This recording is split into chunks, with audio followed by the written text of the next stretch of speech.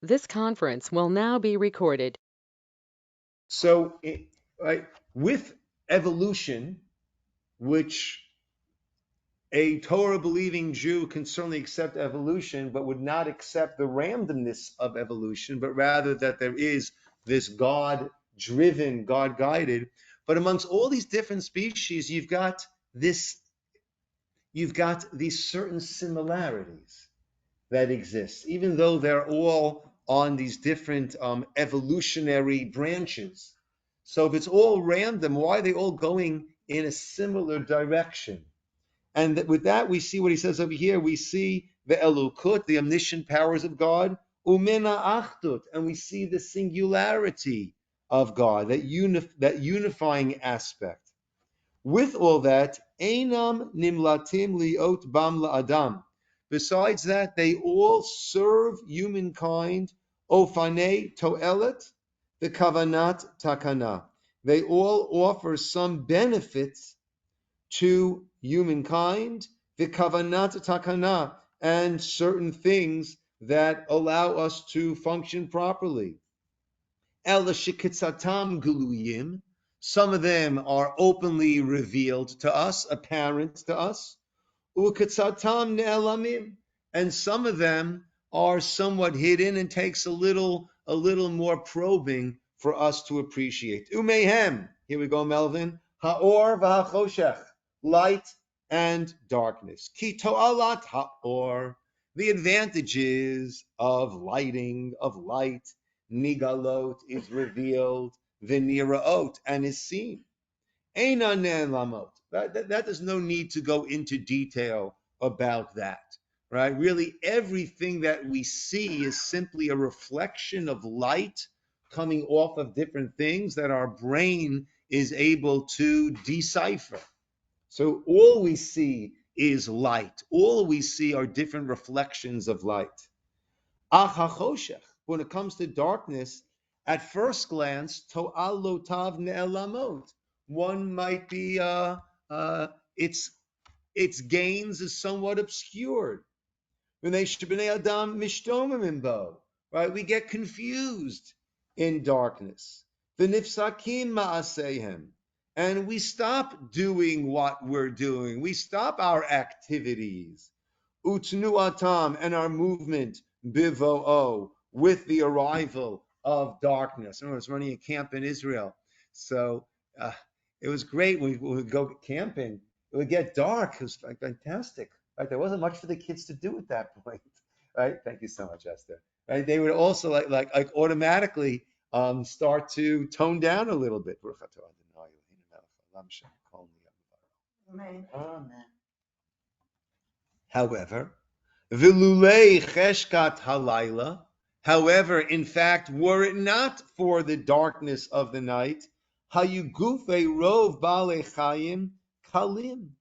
Then the physical being of most living things would just wear themselves into oblivion.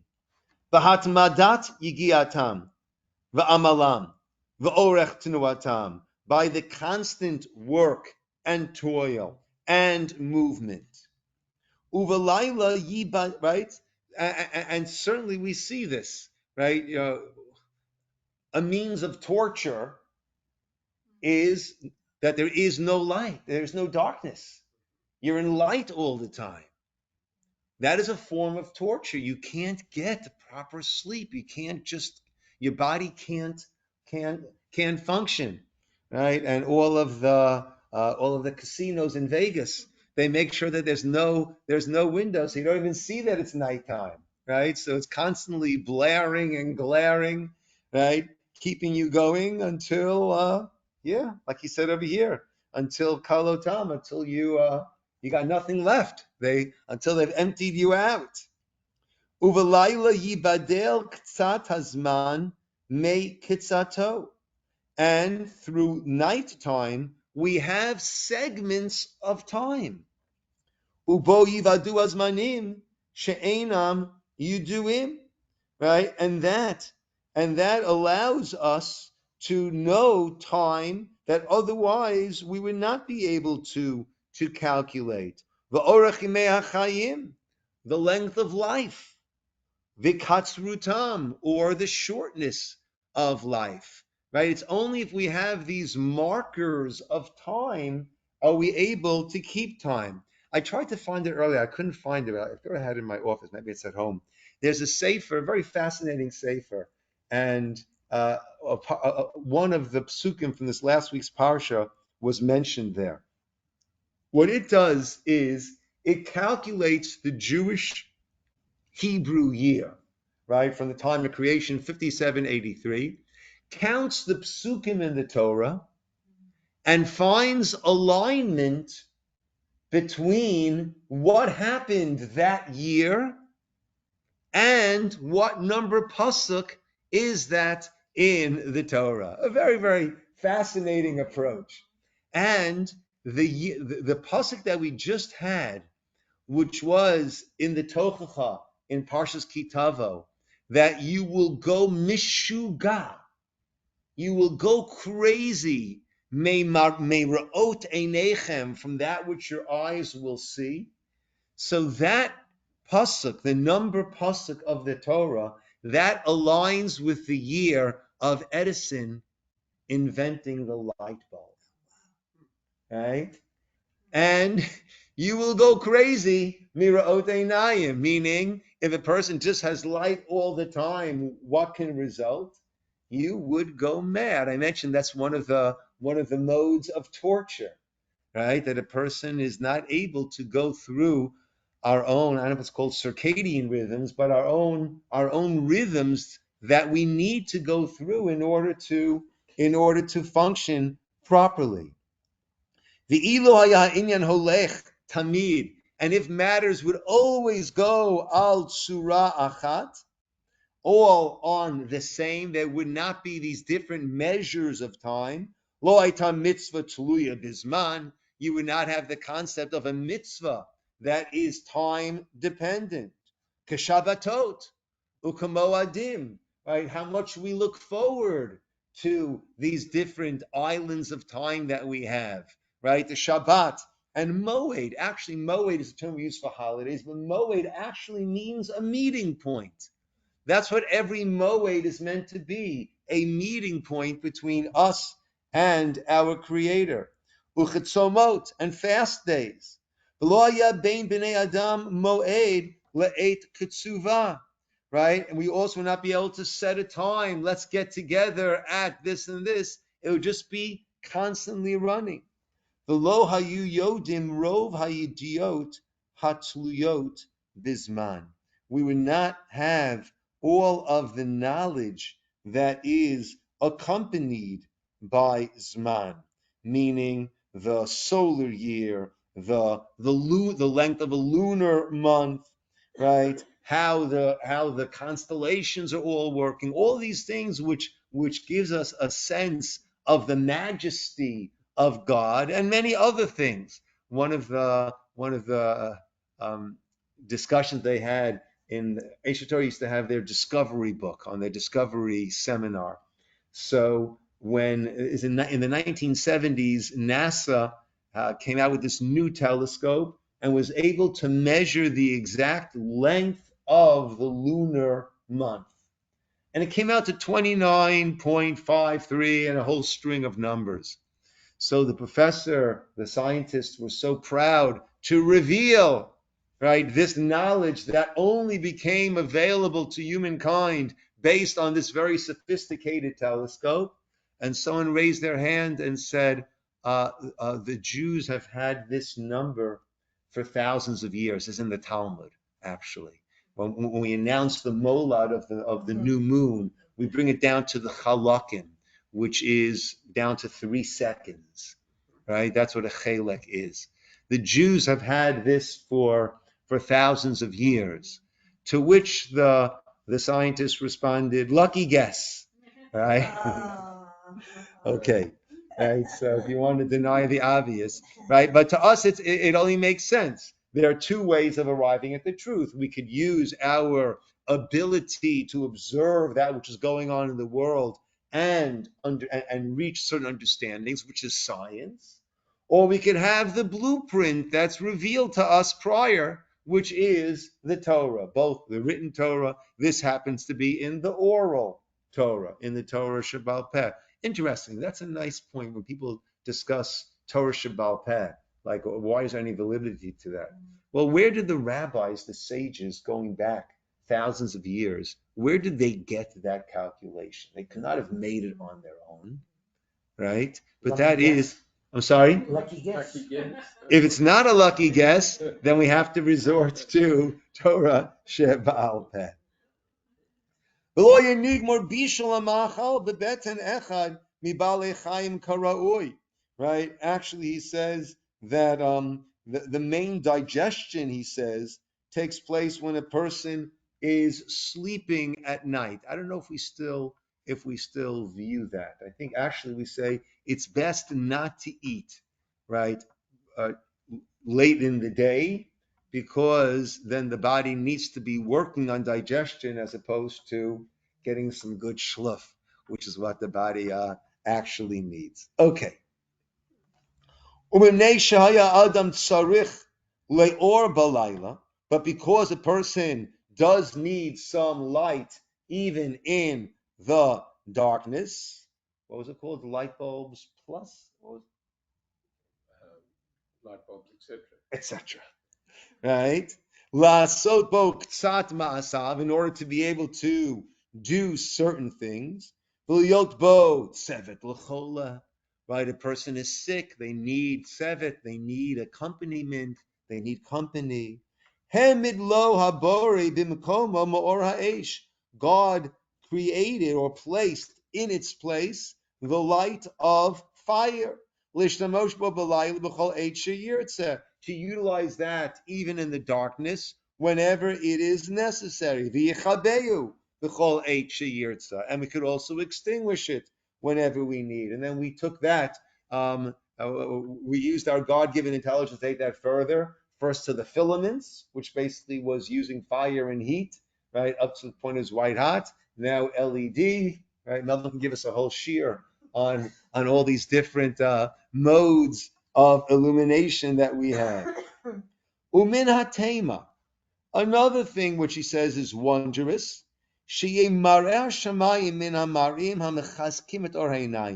not sure what he means by this. I'm not sure if this is something that we would still agree with, or if this is somewhat ancient science. But the appearance, the use of the heavens is something which strengthens the or einayim, which strengthens one's ability to see. Shunota el hashachor, that it slides towards the darker. Right? We know, right, we're blinded by the light. If it's just white, then we can see. Umikocha miyuchad lo shu mekabetz or einayim umechazko. Okay, and he says that this strengthens the ability, the strength of one's eyes.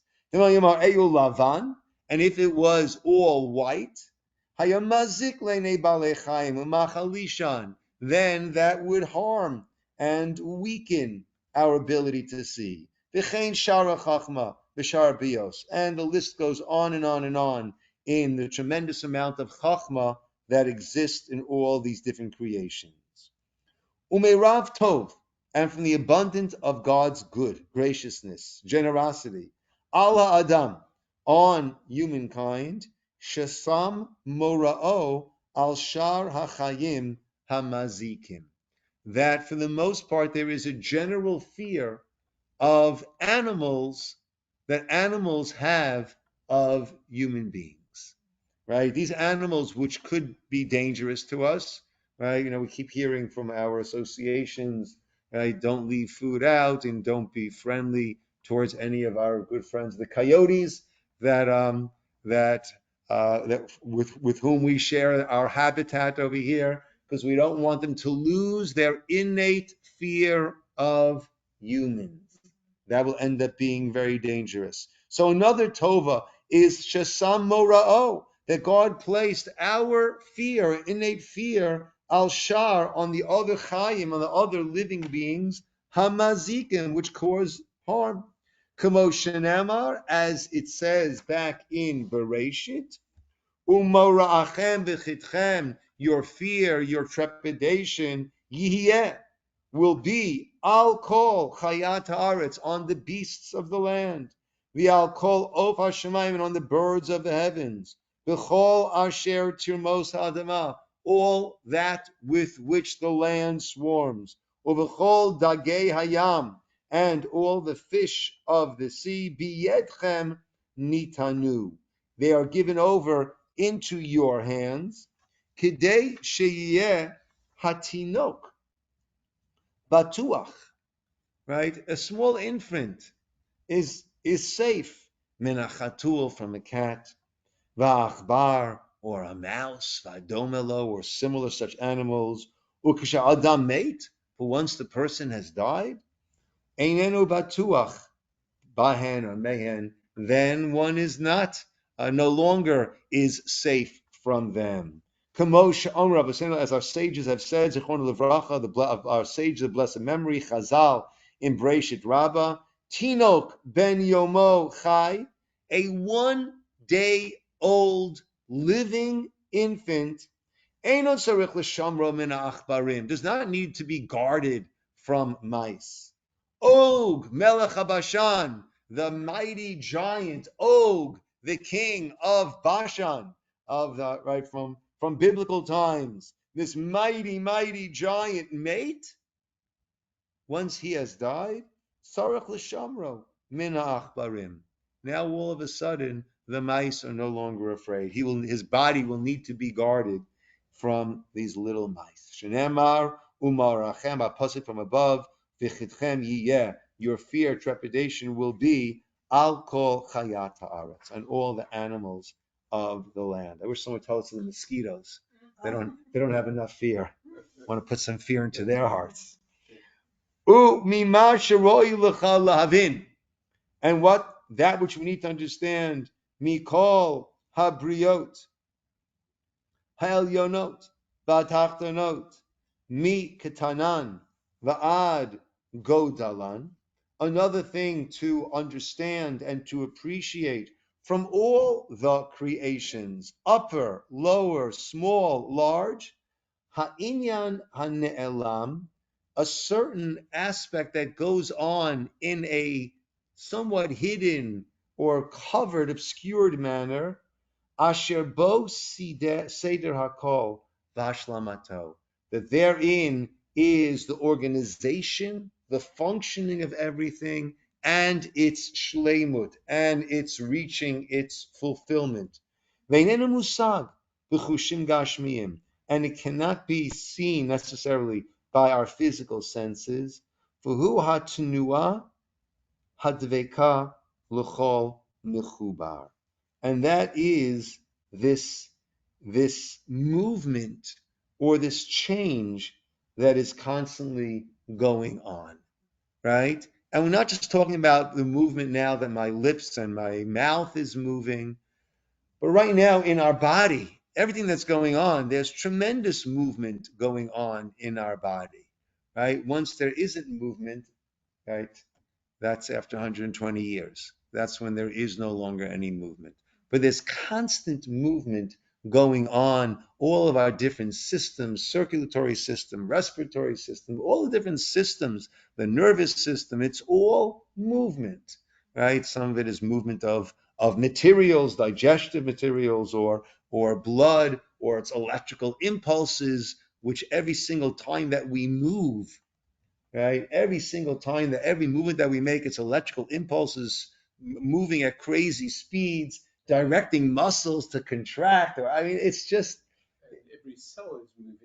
Every cell is moving, has a semi-permeable membrane. Things are going in, things are going out. It's allowing certain things in. It's keeping other things out, right? If it's not going to be semi-permeable and it's just going to, right, then it dies. Then it can't maintain itself. So there is this ne'elam aspect of this constant movement. Ve'ein chush me'achushim magashmiyim masigota.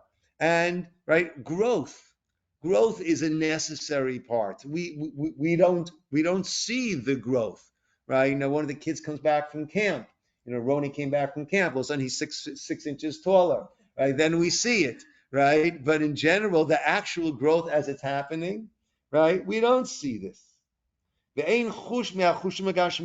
And none of our physical senses masig ota is able to discern it. But the seichel, our minds, masig ota, recognize it, realize this, the emtsaut hana, that it's only through all of this constant movement that's going on, asher yasigu achushim, that we can start to understand, v'lulei hatenua, and were it not for this tenuah, this movement, lo hayta nigmeret havayat shum davar min hanimtzaot v'lo hefsedam. Right? Absolutely nothing would ever reach its growth, its completion, or its construct, or its deconstruct.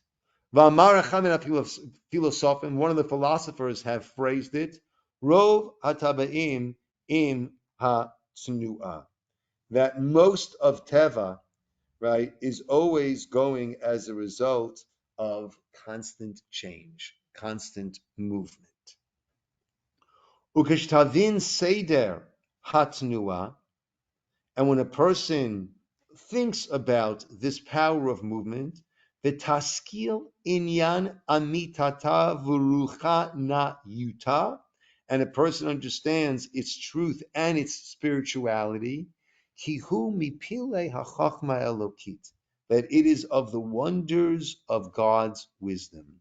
The takir, and one thereby recognizes rov chemlat habore, the tremendous compassion that God has al beruav, on his creations.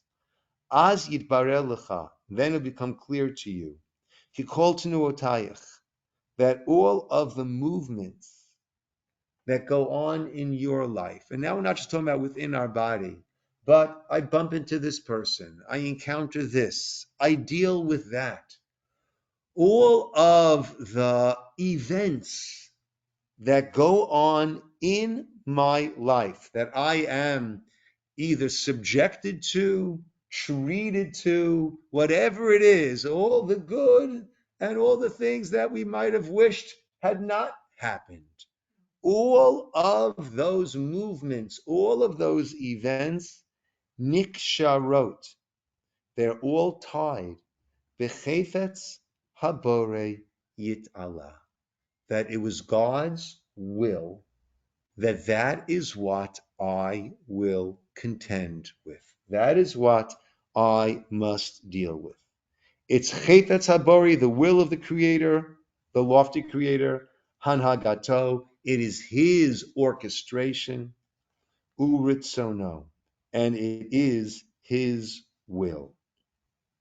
Haktana v'hagdola, whether it's the little things going on in our lives, little events, or it is the major events. V'hagluya v'hanisteret, that which is open and revealed, that which is hidden, all of that is being divinely orchestrated by God, as I like to put it, as our personal trainer. A personal trainer puts us through certain things that we didn't think we could do it, but he pushes us, and then we see that we can do it. Or sometimes it might be that we can't overcome it, but it's a matter we go through a difficult time, and that humbles us, that cleanses us, that raises our sensitivity towards others who might be going through similar such things. Everything, he says, is divinely orchestrated, chutz, except for mima shesam birshutcha, besides that which is given to your choice, mi bichirat hatov v'hara, in your choosing to do good or otherwise. Right? The way I like to put it, the cards are dealt to us. We've got to play the hand. right? And sometimes it's an almost impossible hand, and you do the best you can with the hand. Sometimes we're dealt an incredible hand. And in that case, if the winnings come in, we want to share the winnings, right? Whatever the case is, it always presents its opportunities. So as the Gemara says, Chazal, the sages say, "Hakol bidei shamayim, chutz miyirat shamayim." Everything is in the hands of heaven besides the fear of heaven, meaning how you deal with the situations and man's search for meaning. Victor, why am I drawing a blank? Frankl, thank you. Victor Frankl, that the one freedom that can never be taken away from a person is the freedom to choose how to react to a situation in which they are placed. Right? We don't control the situation, and this is what he wrote when he was in Auschwitz. Right? Certainly, they were not able to control where they ended up, but how they would react, their attitudes, their frame of mind, right? That is something that is ours. The kasher yitbarel l'chazeh. And once this is clear to a person, tifkod atzmecha, then we start to hold ourselves somewhat responsible or accountable. B'chol tnua shetanua, with all of our movements, with all the things that we do. V'zachar kesher asher kashrecha habore bo. Right? If I'm in a crazy situation, we have all of these different game shows, right? Where they're put into a crazy predicament. Now, what are they going to do with it? Right? So they know that this is just a predicament that they're placed in to see how they're going to react to it. So if we could have the presence of mind, it's a big if, but something to work towards. If we could have the presence of mind, then when something comes our way, we say to ourselves, or we say to Hashem, Hashem, I know you're sending this to me. I know this is coming from you. Right? Help me to deal with this in the best way possible. Right? If someone is being very, very, very, very, very, very, very annoying, and you just want to explode on this person, and if we could catch ourselves and say, oh, this is a setup. This is a setup. Hashem wants to see, will I lose my cool, or will I stay kind and kindly and generous to this person, right? If we could always have this recognition, this is a setup. This is an opportunity that God is sending to me. I don't think He wants me to curse this person out. That's just a guess. I don't think that's how He wants me to react to this, right? So if we can have that equanimity as we deal with East, again, this is something to try to do as much as we can, and then build on that. But that's what he's saying over here. V'zachar, I think, hakesher. If we could always remember that connection, asher kashrecha bore, that encounter that God has had you encounter. V'hitboshesh mimenu tamid. And when we recognize that everything is coming our way from God and all the blessings that we have are coming from God, and then when we start to complain about them or not share them or not deal with them correctly, then a person would have a bit of hitboshesh mimenu tamid. A person will have this sense of shame, right? Of shame before God for, if let's say somebody gave me $10,000 and said, listen, I want you to help people with it, right? So then if I just keep it all in my account, right? I don't use any of it to help anyone else, right? When that person sees my account, I'm going to be somewhat ashamed, right? So we have all of these gifts, all these opportunities. If we're not using them properly, then there is a bit of a busha, a bit of an embarrassment. V'tira oto, and a person will have this sense of awe of Hashem. V'timaser lidino, and one will give themselves over to the structure, to the parameters, to the laws, to the halachot that God has given us. V'rotzeh b'gzeirotav, and will want Hashem's decrees. Tagia el ritzono, and will, again, if with every situation we could say, what does Hashem want from me in this situation that I've been placed into? Tagia el ritzono, then one will be able to reach that will of God. V'tiach ritcha l'tov, and that will lead to only good for the person. As it says, the Pasuk says in Tehillim, Haboteach b'Hashem chesed yisovevenu. One who has this trust in Hashem, chesed yisovevenu, is surrounded by chesed, surrounded by kindness. Meaning, what I think he's saying is, even those things that we won't necessarily see as good, we'll recognize that this was heaven sent to me. I mentioned to Mincha and Marav a little while ago that Rabbi Schwab, Zecher Tzadik Livracha, had an encounter, had a meeting with, I don't know, it was a conservative or a reform rabbi, and this rabbi said to him very proudly, "You should know that that I wear my tefillin every day." Rabbi Schwab said, "That's fantastic." And he said, the rabbi continued and said, "Tradition is very, very important to me." To which Rabbi Schwab said, "I couldn't give a hoot about tradition." You don't give a hoot about, what do you mean? You're an Orthodox rabbi, right?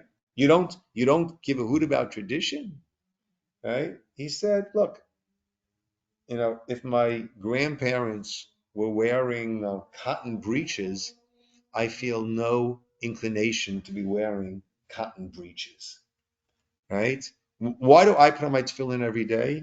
Because it says in the Shema, Asher anoch vayuadrim ha'ela, these words, Asher anochi mitzavicha hayom.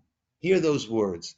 Asher, that anochi, I, God, mitzavicha, in the singular. It doesn't say I'm commanding y'all, not mitzavichem, mitzavicha. I, God, am commanding you hayom, today. And that should be al levavecha. That's why, because God today is commanding me to do these things ultimately for my own benefit. But that is the chesed yisovevenu, that we recognize that what's coming our way is divinely orchestrated. One last piece to do, beautiful piece. I'll come to a good pausing place. And what a person needs to understand from the matters of the world, should jistakel tamid b'achrit hadvarim, to see the end of the matters, where something is leading. She'emid kashim aleinu umizdamlin lanu, right? Different things that come that are hard, different hard things that come our way. You'll see a wondrous thing. Ki harbe dvarim ba'im al korchenu. Many things come at us against our will, that which we didn't want.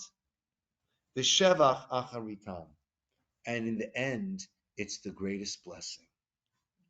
Ubehepech, and certain things that we're so happy when they come, and end up being, what's the expression, a white elephant, right? End up being something that is to our detriment.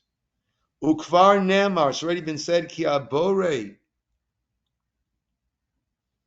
ki chabura achat, me over drachim. Many such stories we know. A group was traveling, and lana etzel kotel echad, they all were resting by one wall to get some shade. Uba kelev, talk about an indignity. Along came a dog, v'hishtin alechem mehem, and it left its scent, its marker, on one of the group there. V'neyor, and he woke up in a fury, v'kam, and got up and ran off to a stream, l'rchotz atzmo min hasheten, in order to wash himself off from the sheten, from the urine. Ukeshihirach mechavera, once he was at a distance, nafal hakotel aleihem, the wall collapsed. V'metu, v'nitzul hu, and he was saved. Right? How many situations do we have of times when we hear so many stories, right? Cursing their luck, they missed the flight. It was a good flight to have missed, right? They couldn't get to work that morning, right? Things happened. They couldn't get out to work on time on September 11th, 2001, at their job in the World Trade Center. They couldn't get there on time, and their life was saved, right? We have enough situations where we recognize that we have to have the faith. I was talking to someone this Shabbos Kiddush, this past Shabbos. Someone is having a tough time with some building project, and this person has a beautiful attitude. And I just shared with him that what Natalie and I say to each other whenever something like that goes wrong, we look at each other and we say, "You're healthy. I'm healthy. The kids are healthy. Whatever. The oven, the AC, the plumbing, whatever." The plumbing is different. Even the plumbing, Nassim. Even the plumbing. Yeah. So that's what we need to have. I'm not sure if I have another thing. Baharbe Pa'amin Yikare. Is that the story that you guys have? I have two versions over here. Yes. That's okay. Baharbe Pa'amin Yikare Kazeh Vavcho. These such things happen many times. Vavcho. And the opposite also. Something which is terrible becomes great. Something which is great becomes not so great. So we have to have the long view and the recognition, the understanding that things are not haphazard. Things are being divinely orchestrated. Very often we can't fathom why, right? And that's something that Rabbi Sachs Zatzal says so beautifully, that when Hashem appeared to Moshe, Moshe said, "What is your name?" And God said, Ehyeh Asher Ehyeh. I will be that which I will be. With all the many explanations, Rabbi Sachs says, you're not going to figure me out. You're not going to predict me. You're going to be sure God in this situation is definitely going to do X, and gosh darn it, Y is what happens. Yeah, and we're left with Y, but that's where our emuna comes in. Okay, can I borrow your pen for a moment? Thank you so much. Thank you. Okay, so we're leaving off now on Kuf Ayin Vav Umin Hagadol, which is Safari what? 55. Okay, 555. Your page, Nassim?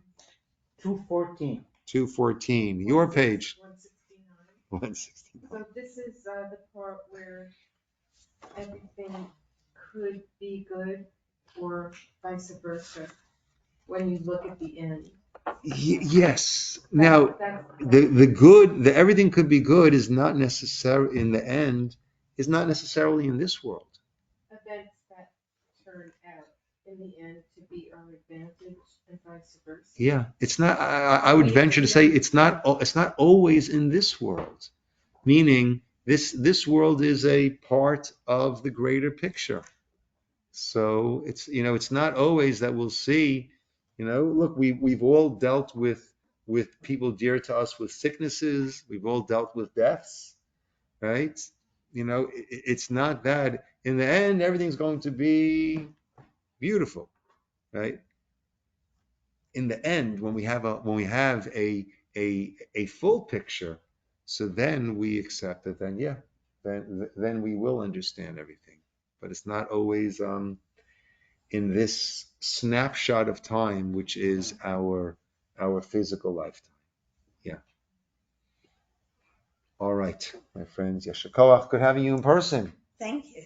Okay, we'll call it over here. Thank you.